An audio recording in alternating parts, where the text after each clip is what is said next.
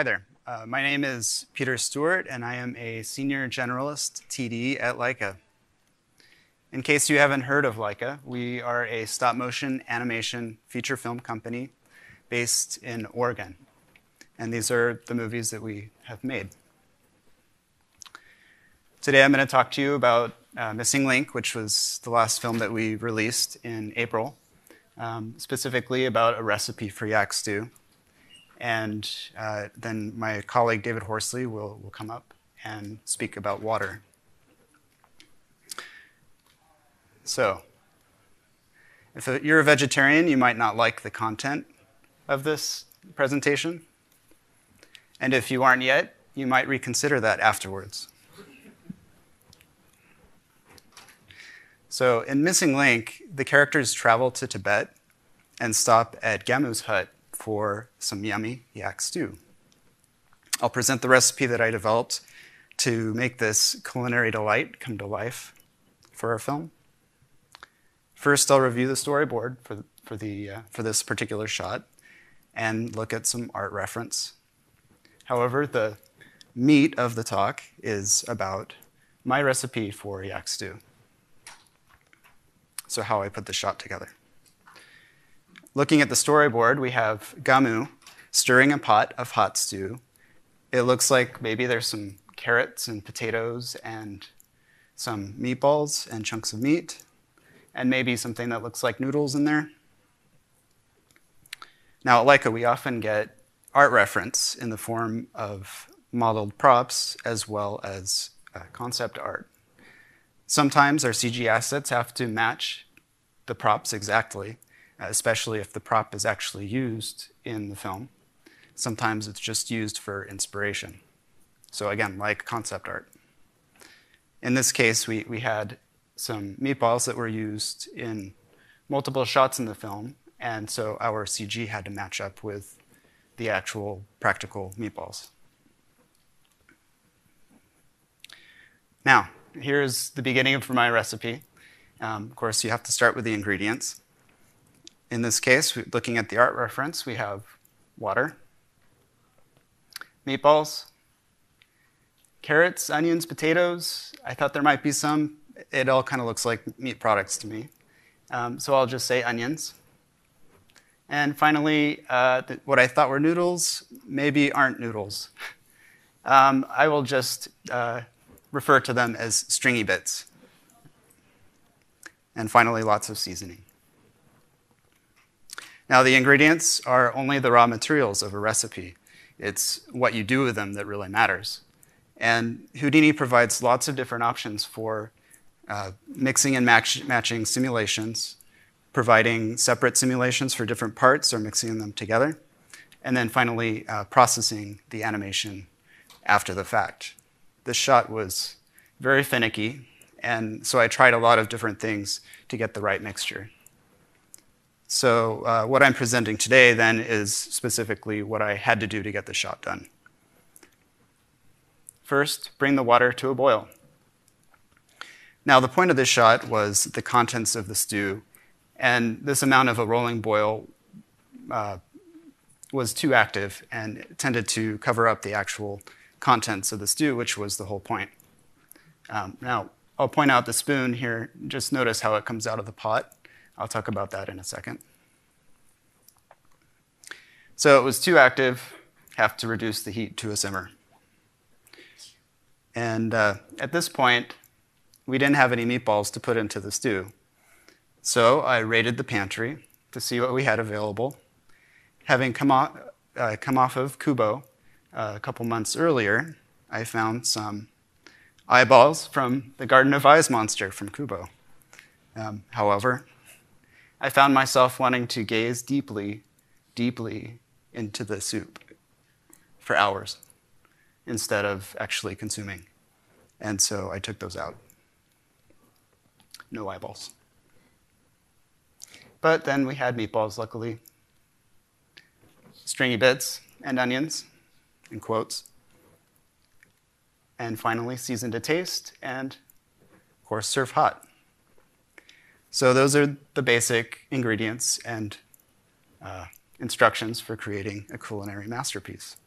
And now I'll go a little bit into depth into some of those steps. So first, of course, was the water. I decided early on to do a low-resolution flip sim for this, mainly to make it look more viscous. And there were some repercussions to that decision. The meatballs I decided to simulate with the flip sim using the RBD solver. And these were simulated together as mutual colliders. And the nice thing about having these in the same simulation is that the feedback mechanism of the flip solver, could apply to the RBD to get the meatballs to float appropriately based on their density relative to the fluid density, resulting in some realistic buoyancy. Since they were mutual colliders, the meatballs then would push the water around. As you can see kind of on the left side, the water gets pushed up onto the side of the pot. Now I was talking about the spoon earlier and mentioned I'd come back to it.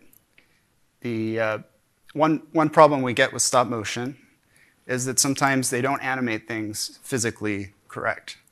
In this case, we had the object track for this spoon handle, where the spoon was actually cut off at the handle. They didn't use the full spoon.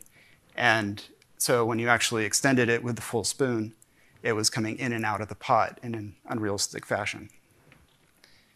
The other problem with having the spoon in there was there wasn't any room for the meatballs to move around in an interesting way.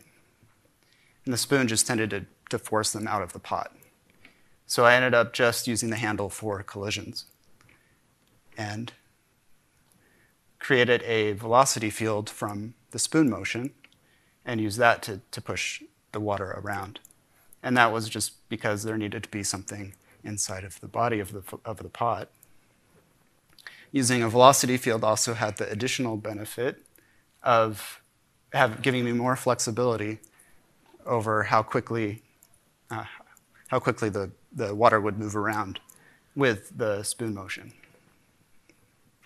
Now the spoon handle collision with the fluid surface was still important because it gives you that initial motion of the fluid directly where the spoon is entering the fluid surface.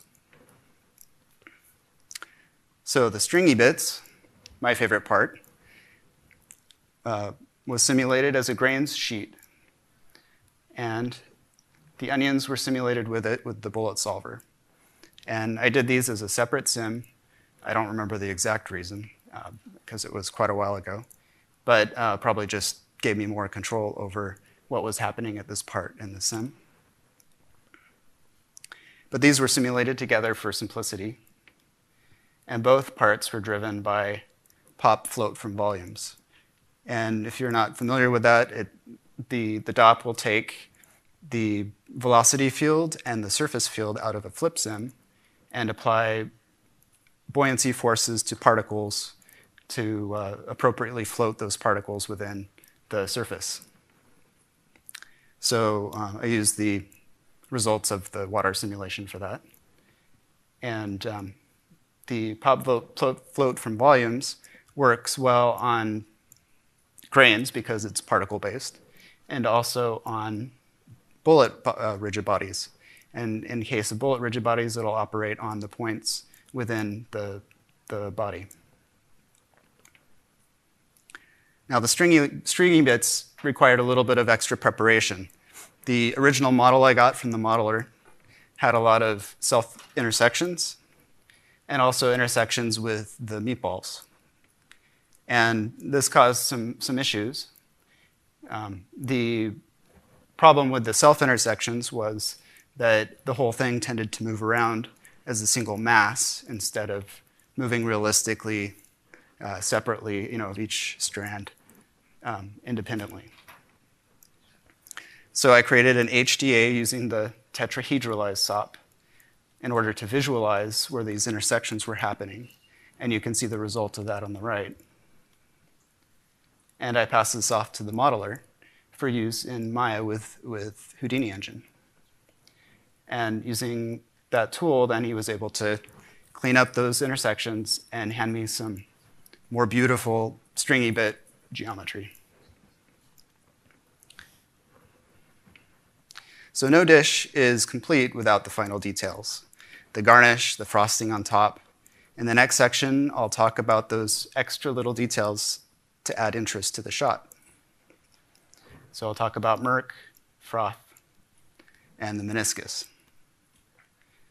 Murk is similar to a churn element that we often use in our water.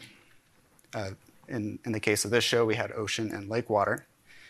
It's used to provide some interesting structure underneath the fluid surface and give objects that are within that surface a sense of depth.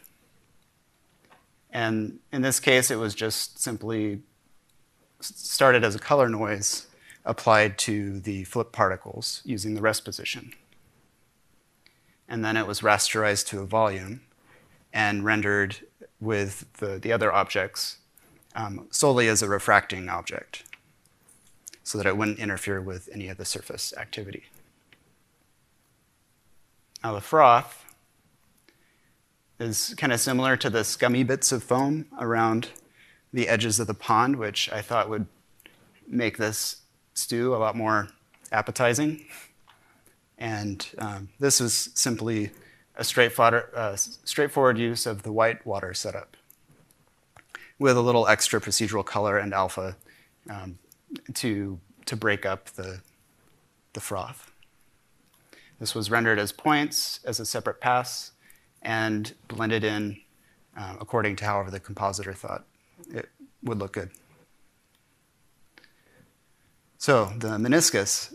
Now, if you're not familiar with that term, the meniscus is the curved effect of liquid around the intersecting surfaces caused by surface tension.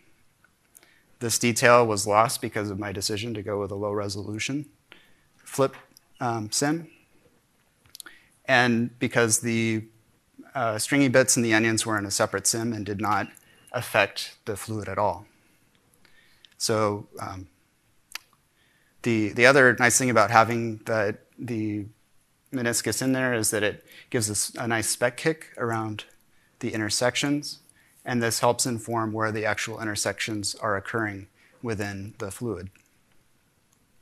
And that helps with to improve the integration of the objects within the fluid. Since it wasn't part of the sim, it was done after the fact using a volume wrangle on the fluid surface SDF. And so here is the fluid without the meniscus, and that's with the meniscus applied. And you can see that it kind of ramps up a little bit towards those surfaces. The meatballs, the onions, the stringy bits, and the spoon all have that.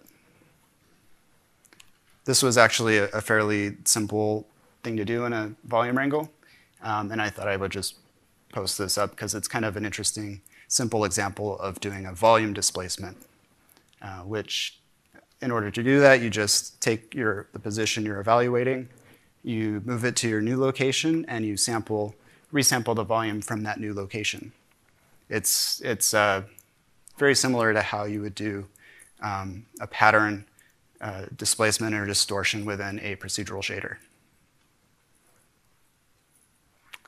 And here is the final shot.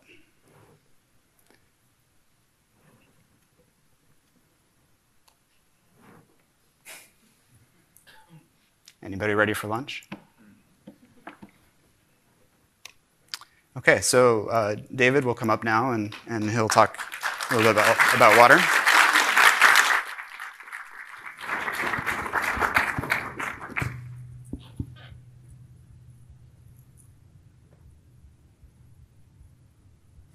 Hi. That's good. That's fine.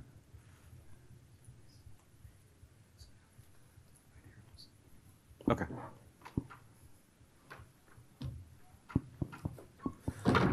All right. My name is David Horsley. I'm Peter Stewart's imaginary friend. We work very closely together, and exactly one half of the, well, I'm representing one half of the effects team at Leica. So we got 2 people. Very nice. Our last film, we had about 12 effects artists. Unfortunately, we had to go through an extended period of slowness.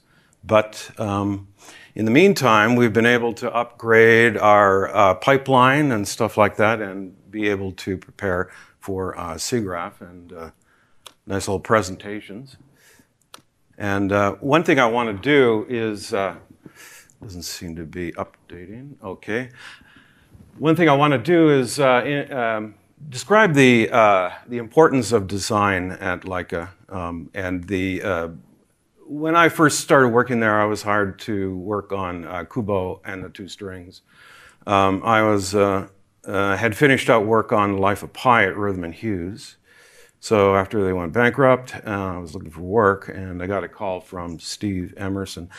And I'm very happy to transition to Portland. Certainly, we have lots of water in Portland, so a great deal of inspiration for us. So I went from a desert and drought to tons of rain. Now, one thing we do a great deal of is just get the artwork approved and designed by the art department. Trevor Dahmer is one of the main art directors at Leica. And as you can see, the artwork is very flat and very two-dimensional, very strong in design. And you're going to see that throughout the entire presentation, I think.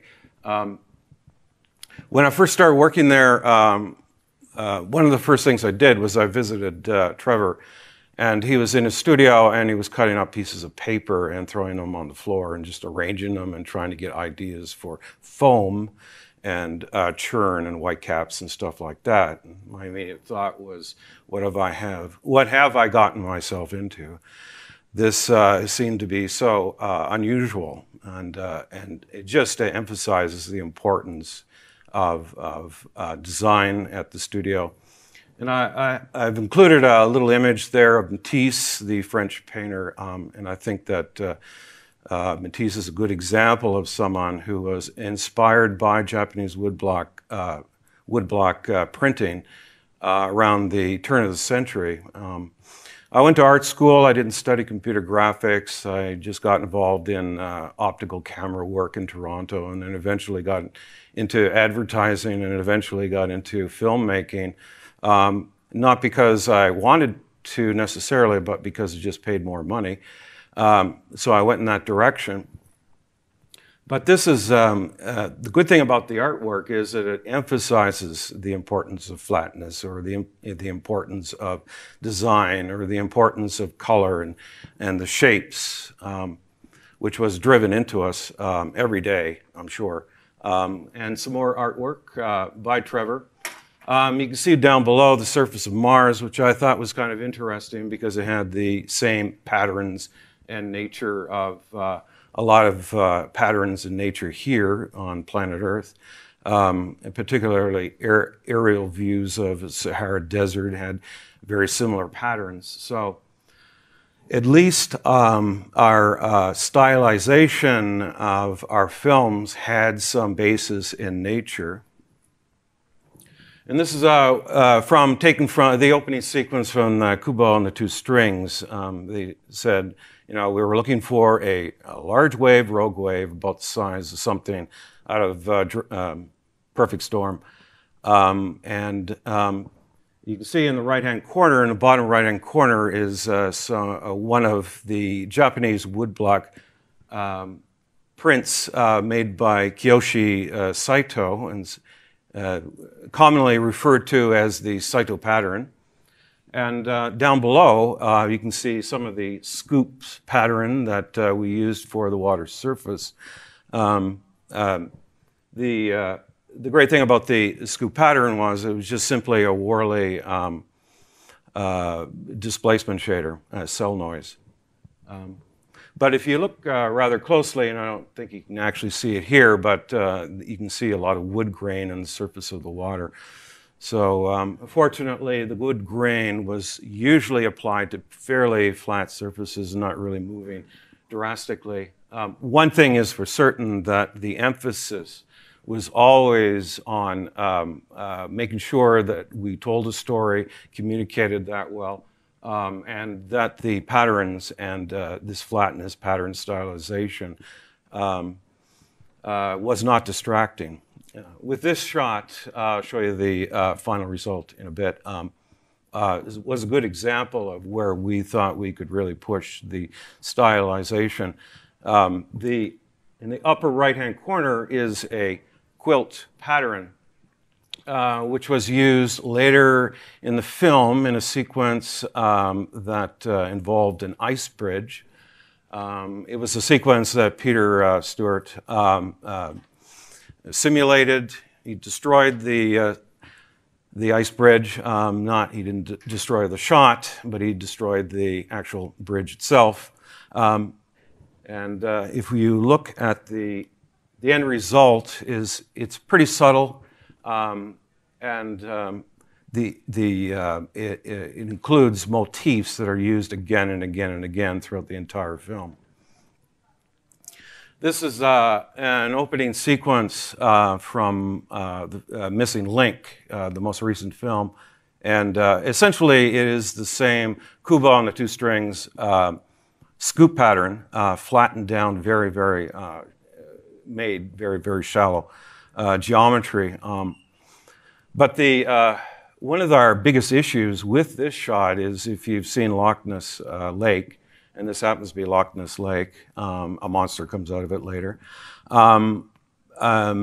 It's a very long and very narrow lake. And so the nice thing is that, one thing is that we had to resolve some very specific problems dealing with that. And my colleague Peter came out with a solution of using vector displacements. And so one of the main things was that you wanted to maintain the shapes of the stylized water, and that was procedurally sculpted in Houdini. And then the other thing was that the camera was so close to the surface, it was like almost a millimeter off the surface of the water. And we needed to keep the fidelity of these shapes. And nice sharp detail. We wanted to maintain that. But also the camera traveled a very large distance. So the idea was to not create a mesh, but to actually use displacement. In this situation, we're using a tiled vector displacement map. So, and part of that process is that we just simply rendered an image of the vector displacement. And this is something that we needed to tile, so we're selecting a very internal region that we thought was appropriate. And then, of course, the idea being that you do a lot of blending on the top and bottom and on the sides so that we can create a tiled texture. And this texture, if I show you next, you can see it's moving. And it's, you're still going to see some tiling in there, but because the camera is moving so quickly and just rapidly moving along the surface, it worked for us. One thing about throughout the entire film is that we were always using ocean tools for almost every single shot, so that if you had a water surface, even if it was very subtle, I just wanted to make sure that there was this ambient motion on the surface of the water so that it communicated, at least subconsciously, that this is water, even though it's stylized. Here's another example of a shot, top-down shot of one of the shots. And the nice thing about this was, and one of my movie files is not playing, but the nice thing about this is that the whitewater solver enabled us to, which generates some nice cell patterns, it was a nice way of introducing stylized features on the surface of the water fairly easily. So one of the, if you take a top-down view of some surfers surfing on some large waves that are crashing on a shoreline, not in the middle of the ocean, and not stormy water. But a lot of the foam is very stringy, and we thought, okay, this is great. We can still use this nature characteristic in our films. So you can see in the top right that animation. Trump's hair is in there just as a joke. But and I don't really know how natural his hair is. But the one thing that was great, when we work on films, this might last, our projects might last maybe 3-4 years. And so we went through many different versions of Houdini, starting with, I think, 15 and ending with 17. But one characteristic, one feature that was really nice for us was to be able to use guided oceans. And I'm a huge fan of using the shelf tools. I'm a huge fan of using example files. And I found that this guided ocean tool came in very handy. So in this case, all I had to do really was to deform a simple grid and grab one of the, find one of the shelf tools for the guided oceans, click on the shelf tool, and it would generate a very nice layer of flip fluid sim on the surface of the water. The great thing about that is that it would help us generate some nice wakes and vortices in the water itself. I always like to do witness cameras as a sanity check, just to make sure everything was working properly.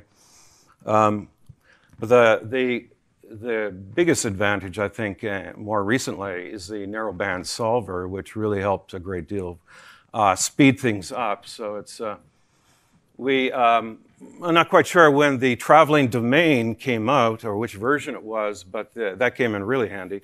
So we could have a traveling domain follow our steamship.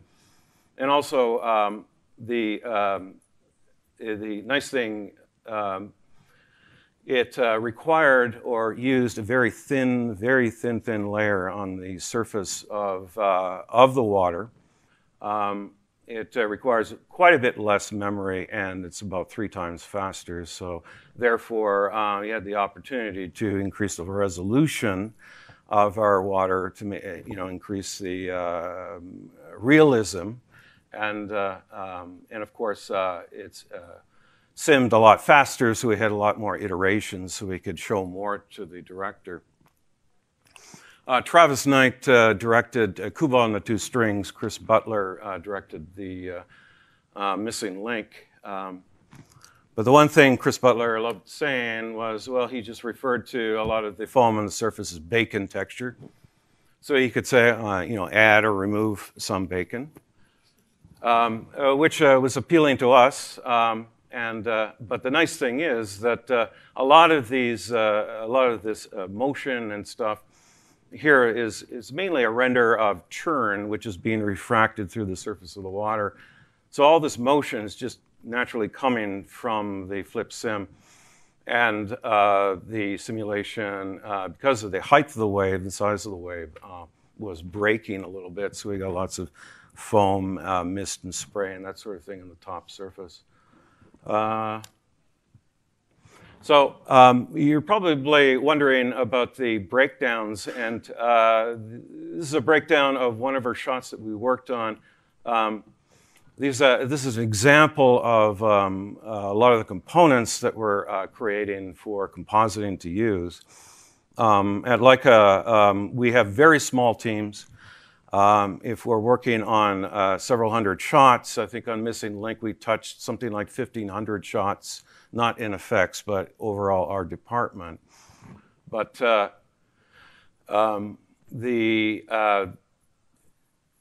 the greatest thing about some of the guided ocean features, and in particular narrowband, you could draw curves on the surface of your ocean plane, and you could generate some rogue waves or orchestrate nice splashes and stuff like that fairly easily. Also, the directors are usually pretty open to suggestions. So if I said, you know, let's have a big wave smash close to the camera and then another one at the end of the shot, then he's, you know, if he likes it, he sees it and likes it, he's okay with it. So, we have a pretty good, one thing is a lot of the effects artists are able to talk, you know, deal pretty directly with the visual effects supervisor and as well as the director at times. What's the next shot? This is an underwater shot, again, another breakdown, and you can see how a lot of the stop motion is manufactured. We're stop motion studio primarily. And when I first started working there, I thought, you know, how different is this from a regular studio, just generating elements for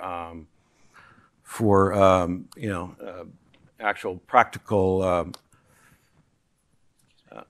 Hey. Oh my goodness, going overtime. So we made this before a lot of the new developments in bubbles. For fluids, and this is one of my last slides. Again, another good example of narrowband. And the great thing about narrowband was you didn't have to worry about the fluid sim bouncing off the boundary of the surface of your domain. This is a great shot that Takashi Kubota worked on for quite some time. And we can't, I can't include any kind of examples without using an example of a river, a fluid sim river. This started out as an example file I took from SideFX, gave it to the effects artist, said, here, run with this. I think 2 takes later, everybody was happy with it, and that was it. So. Right out of the box, we were able to produce something that was quite realistic looking and natural. So I'm going to wind up here, by saying thank you to all the effects artists that worked on the water shots: Takashi, Joey, Carl, Chantel, Joe, Timur, Michael, Cordova, Steve Emerson, and of course Travis Knight, who directed and is the CEO of the company. And a great guy to work with, I must admit. And if you get a chance, we're going to do a little talk later, a secret talk about practical fluids, and Peter's going to talk about a collapsing ice bridge. So he can talk about RBDs, and I'll talk about the water in a little bit more technical detail. And that is end of show.